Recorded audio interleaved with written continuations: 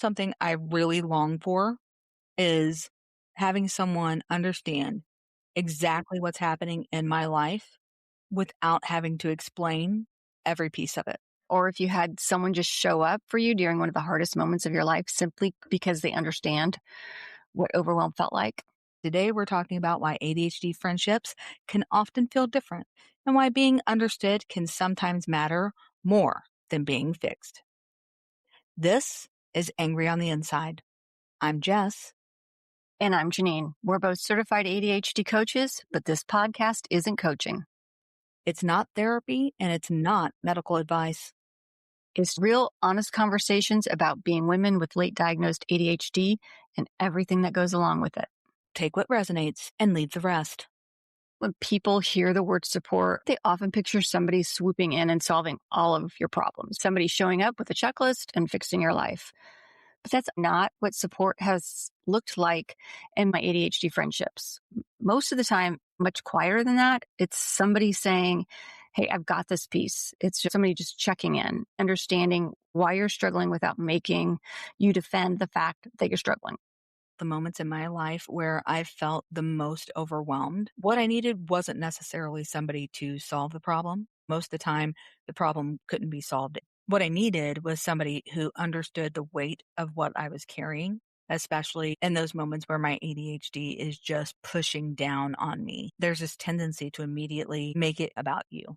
You don't think, wow, I'm carrying a lot right now. You're not giving yourself grace. This is where friendship and ADHD come together in a different way. When you're stuck in that, why can't I handle this better? That is where many of us get stuck. We've just spent so many years convincing ourselves that if we could just try harder, be more disciplined, yada, yada, yada. Hey, Jeannine.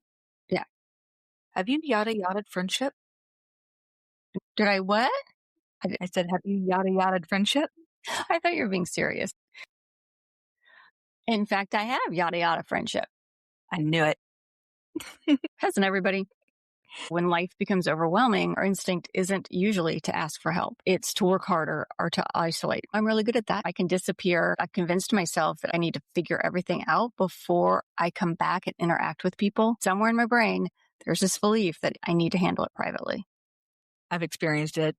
We all want to be hyper independent. Part of it's because we had to, and part of it's because we spent so much of our lives trying to prove that we're capable, that we're responsible, not flaky, all the things that we don't want to be, that we think we are, that we actually aren't. I wonder sometimes if some of our hyper independence from especially very young age, that it comes from having to do things for yourself, not having the support you needed in that time. But I wonder too, if some of that hurt comes from misunderstandings when we're first starting to have friendships. Maybe as kids, we don't recognize other people with ADHD. And as we become women, we're not recognizing because we're rather standoffish and we are hyper independent and we're trying to make sure that we're doing the right thing and we're masking and that maybe we're missing those other people. But Jeannine, you had brought up an interesting concept a while back and we never had a chance to touch base on it. When we were recording once, you had said the idea is that maybe you were, what's the right word? Maybe you were actually avoiding those people because you were already struggling trying to fit in. You could see them struggling trying to fit in. You didn't want to be associated because you knew that would just increase the daily cognitive load almost when you're young. Yeah. You're already feeling different, quote unquote. And I can kind of think back, especially to high school. And this makes me feel horrible, but trying to avoid somebody who I thought, well, they really don't fit in. So instead of being empathetic, it was almost like I'm already having a hard enough time fitting in high school. The survival instinct. I knew I was a weird kid. I grew up in weird situations in life. These are things that I knew, but I can still tell you the names of the two people that I went to elementary school with that were weirder than me. And both of them moved away. And once that happened, I was like, I'm the only one, which I can still remember to this day kind of thinking there is nobody here that is weirder than me. Which at least if there was someone weirder than you, it's almost like I'm not that weird, right? You just try to keep your head down and stay away, which again sounds awful, but it is a thing we still see happen with kids today. But it comes down to acceptance and being comfortable in your own skin. And I think a lot of, especially the younger kids, are really starting to learn that, getting to be comfortable in their own skin. I think if you survived middle school, you should get a medal because I still think middle school, junior high, whatever ever you call it, is got to be one of the hardest. I mean, it's like running the gauntlet. If you I can come agree. out of middle school with like a shred of self esteem, you're right. We do have to give ourselves grace. It kind of does feel like survival of the fittest. Yeah. And it's just, yeah, I knew I wasn't the fittest. We've talked about it. If I'm running, you should run too. yeah, So exactly. Ugh. Oh. Accepting help means admitting that you may not have everything under control, which can be scary. And for most of my life, I've worked hard to make it look like I've got tabs on everything, but in turn also feeling that imposter syndrome, like I'm never going to reach a level where I can be professionally astute or feel like I can stand in that space, which is its own issue. Yeah. I just noticed that there's definitely a difference between somebody helping you and somebody understanding you. Because if I'm really honest and I look back, there are a lot of times I didn't accept help because I'd have to let somebody in and I was afraid of being judged. All the judgment of why are you doing it this way? Why is this overwhelming? Why are you having a problem? It felt safer just to do it myself and not let somebody into like the inner world of everything's out of control. I have no idea what I'm doing, or I'm doing it this way because it works for me. I don't want to have to explain to you why I'm doing it this way. People can offer you advice and lots of people can tell you what you should do, but that's not necessarily the same thing as feeling understood. I read You Will Find Your People, which I'm not a big fan of, like finding your people, like the term, or like, tribe, find your tribe, because I'm cynical. But I decided to listen to this book a few years ago. It's by Lane Moore. She also wrote How to Be Alone, but I never read that one. But I wanted to hate this book so bad. And it is not specifically an ADHD book. It is ADHD coded for sure if you listen to Mm. it, but it's not specifically for the neurodiverse community or written in that way. It starts out and she's talking about how none of us know how to make friends because our friends pop in and out of our lives. They're here for 3 months and then they're gone. Are they only being friends with me because I had something they were interested in? Yeah. These types of things. And it was pissing me off because I'm like, no, no, it doesn't have to be like that. That's not the way it is. And then she made this analogy about how sitcoms aren't real, that we all learn how to be friends by watching sitcoms. And we know ADHDers and autistics, ADHDers, we know for sure that they really do learn how to mask and have friendships by watching shows. And she was like, and that's not real life. And we all think it is. There is never a case in the world where 7 people are all friends at the same time. All of their schedules line up every week and they are able to maintain a friendship where no one disagrees with anyone else every single week. That is not real life. And I was like, shit, she's right. That is not real life.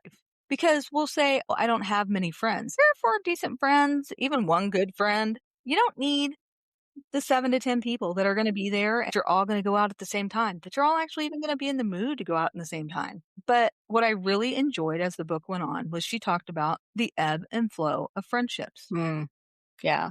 And I know, a lot of us think, oh, this happens for a reason, or I take this as a sign. It can be used that way towards a lot of friendships because we will have a friendship and it blazes bright and it burns out in 3 months. Then it's Mhm. gone. We're so upset because we're saying, was it about me? What did I do? But in reality, you guys may have been friends just because that's the way the stars aligned in that moment. You both worked at the same job or had the same schedule. Maybe you guys were both into cosplay for a couple months and you had met up. But then interests change, people move, things shift. That doesn't mean that friendship wasn't important. It doesn't mean that it wasn't valuable or that either of you did anything wrong. The best part about ADHD friendships is that we recognize we might talk every single day for a year and then we might not talk for 6 months, but we can call each other and pick up right where we left off and not be upset about it.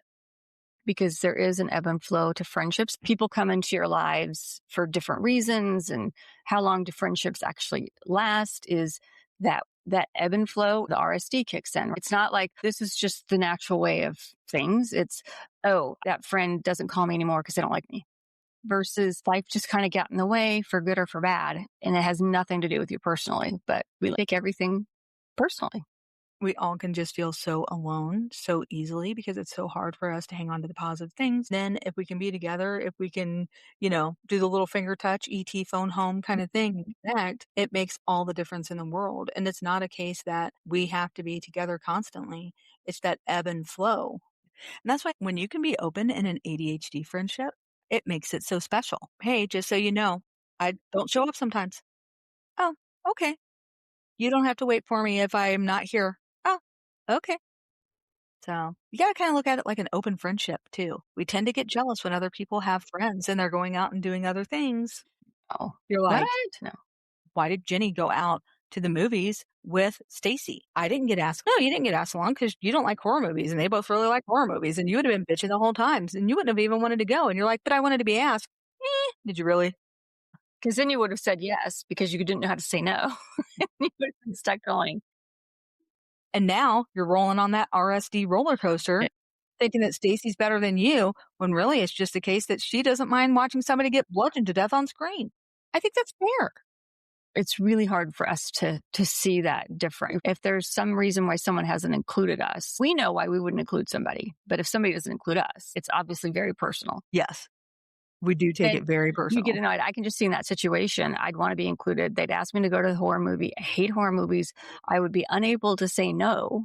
And then I would go to the horror movie, be miserable the entire time. Then they probably wouldn't want to hang out with me because came to this movie that I didn't want to go to, but I was afraid to say no. And now I'm being a bitch through the whole movie. No wonder they won't call you next weekend. In reality, though, originally, in the first scenario, the friend was actually being considerate of you because they're like, I know that Janine does not like horror movies. I'm not going to ask her to go and put her on the spot and make her feel like she's got to do that. Ooh, put her on the spot. Is that a term that you heard a lot when you were a kid? I know what it means, but I don't remember hearing it a lot. My mom used to say it all the time. Like if I'd ask something awkward in front of other people, don't put me on the spot like that. And I remember thinking, I have no idea what the hell you're talking about. But it was one of those things that got said to me all the time as a kid. And I'm like, oh, I guess that's not very popular anymore. Don't put me on the spot. Spot. Well, it's definitely like a shut up, stop being rude.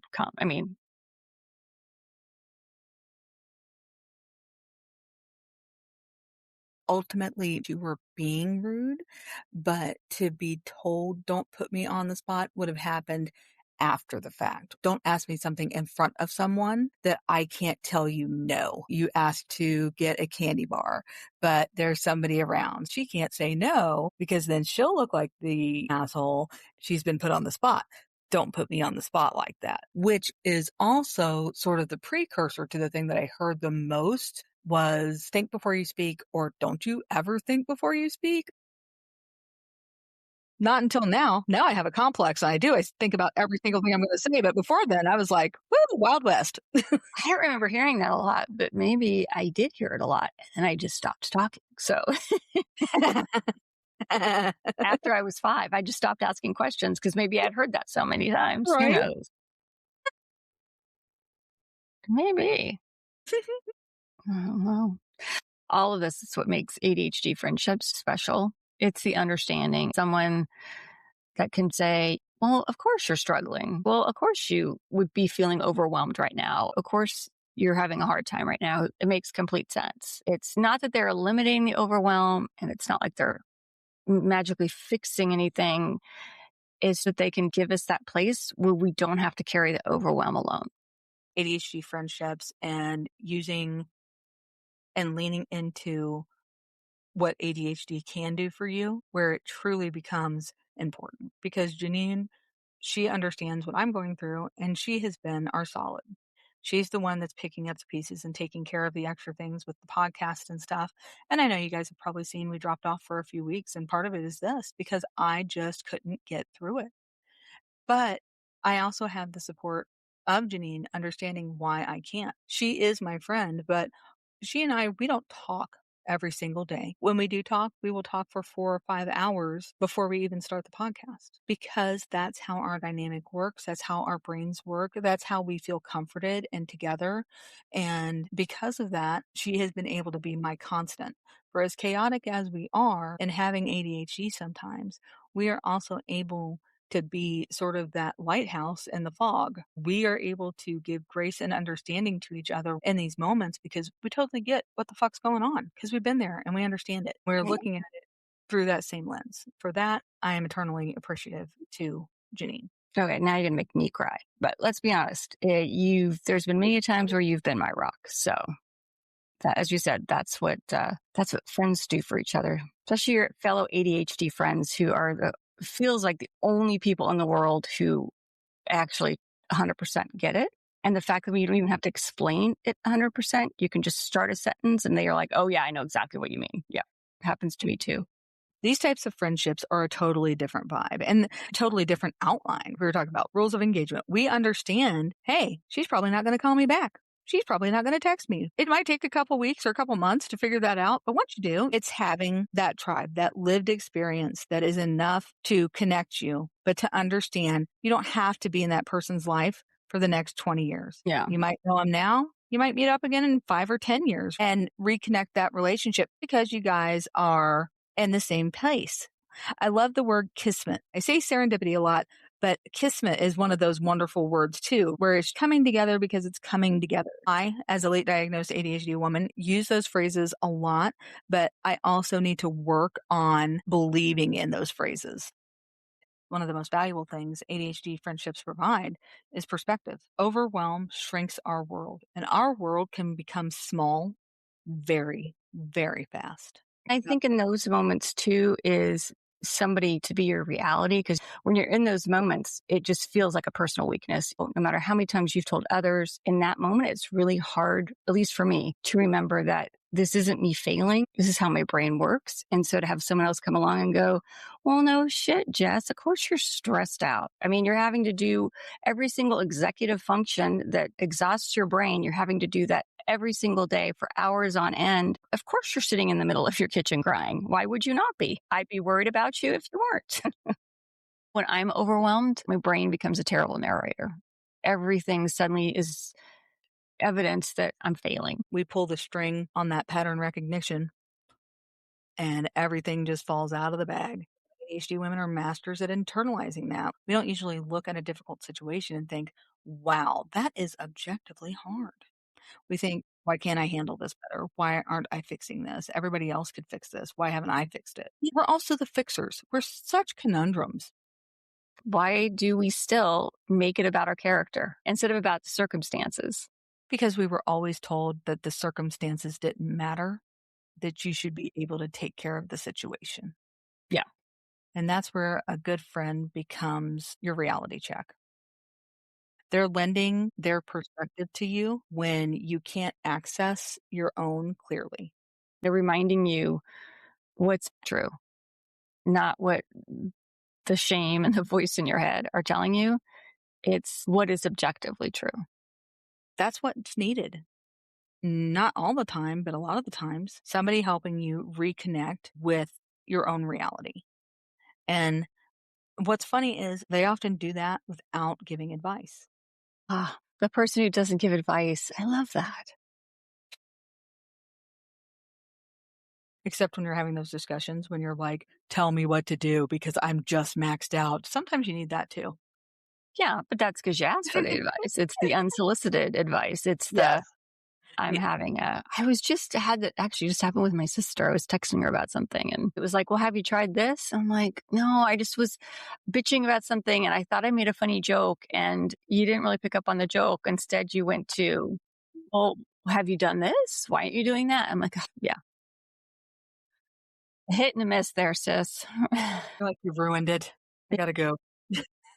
Plus, I thought I was being really witty and really funny and you didn't even notice. That happens with me on the phone with the kids a lot. It's like I'll be on a roll and I'll be like, yeah, super mom. And then I say the wrong thing and then they're just like, oh, gotta go. Then in writing, like, damn it. Doesn't matter if you're ADHD mom or not. Everything's going along great. And then suddenly I feel all the air go out of the room and I'll talk to you later, mom. Bye. And I'm like, what did I say? Validation gets misunderstood a lot. People think validation means agreeing with everything somebody says, but it doesn't.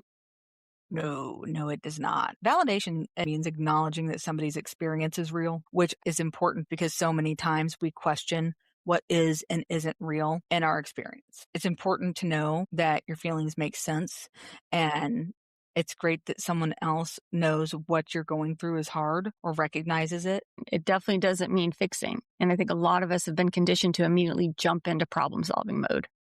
But yes, many of us try to fix. Fixing makes us feel better. Here's my knowledge. But somebody tells us they're struggling and we immediately want to look for a solution. Sometimes what they were really asking for is just a connection. Sometimes somebody doesn't need advice. They need a witness. It's validation without feeling like somebody's blowing smoke up your skirt. The person who's just like, yeah, that does suck. Yeah, it really Yes. sucks. And that is just so healing, like the most warm fuzzies. It's just best feeling when someone can be like, yeah, you're right. No, you're not imagining it. It really does suck. Yeah. And Yeah. that's all you need. There is nothing I love more than finishing a rant to a friend and then being like, that sucks. Cause you're like, yes, it Yeah. does suck. Versus what's the toxic positivity bumper sticker of this week?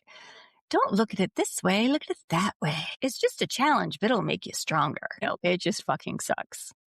We've said toxicity so many times during this episode, and all I could think is how I have not been able to put in a System of a Down reference, but I have not had one good idea. No. There's toxic romance, right? Isn't that what's the song by Lady Gaga? Is it? Yeah. Well, it's kind of maybe she could like redo it and like call it toxic friendship. Right? That'd be good. I want your love and I want your consent. You and me could have a bad friendship. Whoa, Ooh, whoa. see, there you go. I'm sure she'd give you the rights. I'm sure she would. Yeah. So, at the end of the day, the entire conversation has been about understanding, grace, support, reality checks, validation, and all of these things are really different ways of saying the same thing. For people who have spent most of their lives feeling misunderstood, it's a pretty powerful thing. If this episode hit home, send it to another ADHD woman who constantly feel like it's been too long since she texted you. Until next time, you're not alone and you're not the only one who's angry on the inside.